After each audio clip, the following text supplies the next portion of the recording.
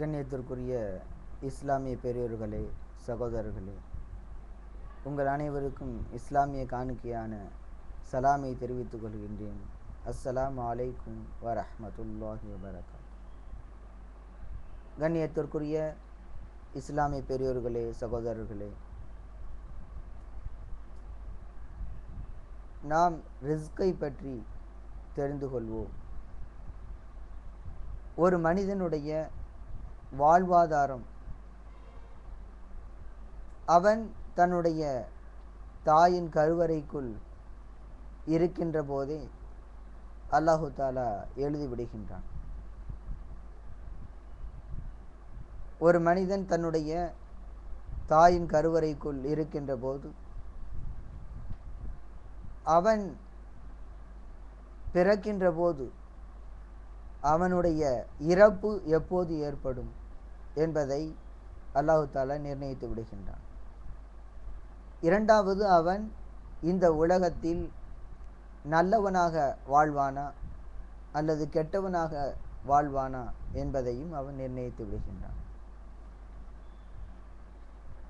மூன்றாவது, அவனுடைய ஆயுட்காலம் எவ்வளவு என்பதை அல்லாஹு தாலா குறிப்பிட்டு விடுகின்றான். அவனுடைய மரணம் எப்போது என்பதை அல்லாஹு தாலா நிர்ணயித்து விடுகின்றான்.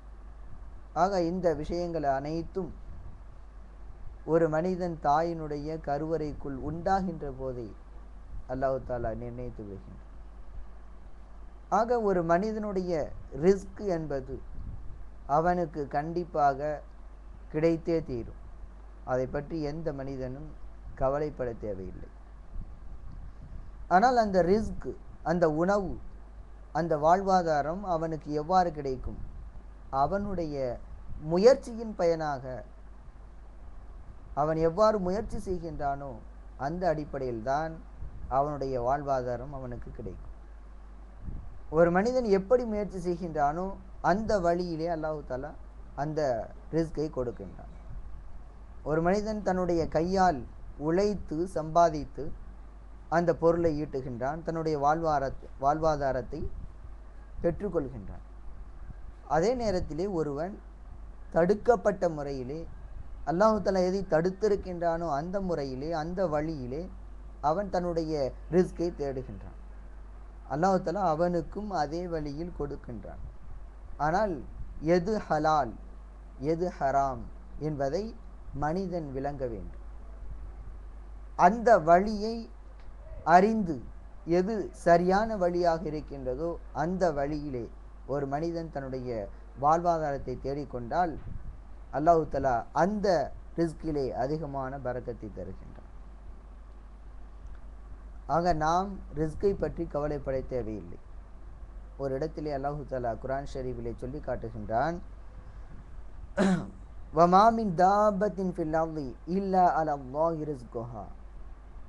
இந்த பூமியிலே இருக்கின்ற ஒவ்வொரு உயிரினத்திற்கும் அதற்கு ரிஸ்க் வழங்குவது அல்லாஹ் மீது கடமையாக இருக்கின்றது என்று சொல்கின்றான். ஆக இந்த உலகத்திலே உள்ள ஒவ்வொரு உயிரினத்திற்கும் அல்லாஹு தஆலா கண்டிப்பாக உணவை கொடுத்தே தீருகின்றான். இதற்கு பிறகு நபி ஸல்லல்லாஹு அலைஹி வஸல்லம் அவர்கள் சொல்கின்றார்கள், லவ் அன்னக்கும் ததவக்கலூன அலல்லாஹ் ஹக்க தவக்குலிஹி லரஸகக்கும் கமா யர்ஸுகுத் தைர. நீங்கள் அல்லாஹ்வின் மீது முழுமையான நம்பிக்கை வைத்தால் அவன் பறவைகளுக்கு உணவை கொடுப்பதை போல உங்களுக்கு கொடுப்பான். அந்த பறவைகள் தம்முடைய கூடுகளிலிருந்து அதிகாலையிலே ஒட்டிய வயிறோடு செல்கின்றன. ஆனால் அவை திரும்பி வருகின்ற போது மாலை நேரத்திலே வயிறு புடைத்த நிலையில் திரும்பி வருகின்றன. இதுதான் அல்லாஹு தஆலா கொடுக்கின்ற உணவு, அதுதான் வாழ்வாதாரம். இந்த வாழ்வாதாரத்தை தேடுவதிலே இன்று மனிதன் போட்டி போடுகின்றான். ஏதோ ஒரு முறையிலே அதை ஈட்டிக்கொள்ள வேண்டும் என்று நினைக்கின்றான்.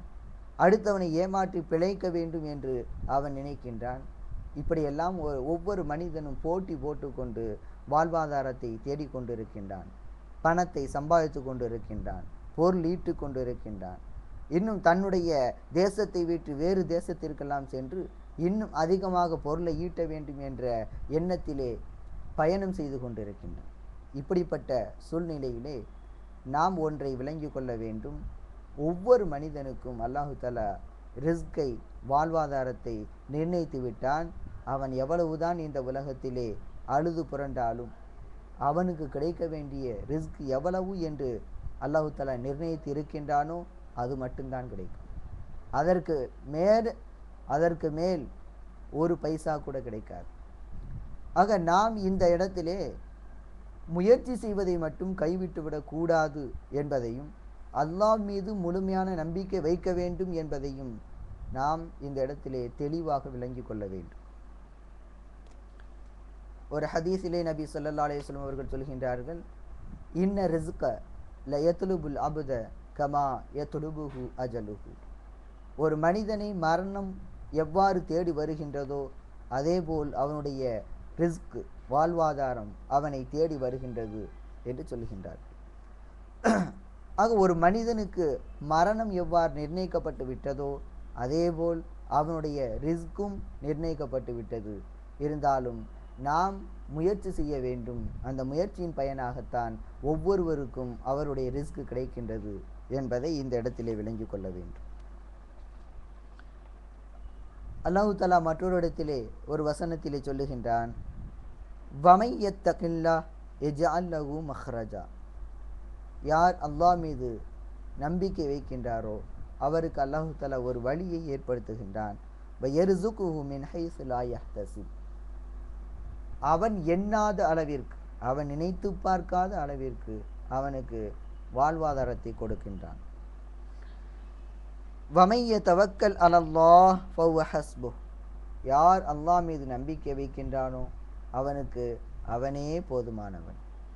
ஆக நாம் அல்லாஹ் மீது முழுமையான நம்பிக்கை வைத்து அந்த அடிப்படையில் நம்முடைய வாழ்வாதாரத்தை பெறுவதற்கு முயற்சி செய்தால் நிச்சயமாக அல்லாஹ் தஆலா நமக்கு அதிகமான ரிஸ்கை கொடுப்பதோடு அதிலே பரக்கத் செய்கின்றான், அதிலே அருள் வளத்தை ஏற்படுத்துகின்றான். அந்த நிலை நம்முடைய உணவிலும் உடையிலும் மற்ற எல்லா பொருட்கள் மீதும் எல்லா அடிப்படை தேவைகளிலும் நமக்கு கிடைக்க வேண்டும் என்று சொன்னால் நாம் அல்லாஹ் மீது முழுமையான நம்பிக்கை வைத்து முழுமையான முயற்சி செய்து ஹலாலான வழியிலே, எது ஆகுமாக்கப்பட்ட வழியோ அந்த முறையிலே நாம் சம்பாதித்தால் நிச்சயமாக அல்லாஹ் தஆலா நம்முடைய வாழ்வாதாரத்திலே அதிகமான பரக்கத்தை செய்வான். எனவே நாம் அல்லாஹ் தஆலா கூறியிருக்கின்ற முறைப்படி நம்முடைய ரிஸ்கை தேடுவோம், அல்லாஹ் மீது முழுமையான நம்பிக்கை கொள்வோம். நாம் நேரிய முறையிலே, சீரிய முறையிலே முயற்சி செய்து நம்முடைய வாழ்வாதாரத்தை தேடுவோம். அல்லும் பகலும் உழைக்க வேண்டும் என்ற அவசியமே கிடையாது. அல்லாஹ்வை நினைத்துவிட்டு, அல்லாஹ் மீது முழுமையான நம்பிக்கை வைத்துவிட்டு, அதற்கு பிறகு அவனுடைய கடமைகளையும் நிறைவேற்றிவிட்டு நம்முடைய வாழ்வாதாரத்தை தேடுகின்ற போது அது சிறிதளவு நேரமாக இருந்தாலும் அதிலே அதிகமான பரக்கத்தை, அருள் வளத்தை அல்லாஹ் தஆலா கொடுக்க காத்திருக்கின்றான். எனவே நாம் அவன் மீது முழுமையான நம்பிக்கை வைத்து நம்முடைய பொருளை ஈட்டுவோம். அல்லாஹ் தஆலா நம்முடைய வாழ்வாதாரத்திலே அதிகமான அருள் வளத்தையும் பரக்கத்தையும் தருவானாக. வாஹித் அவானா அல்ஹம்துலில்லாஹி ரப்பில் ஆலமீன்.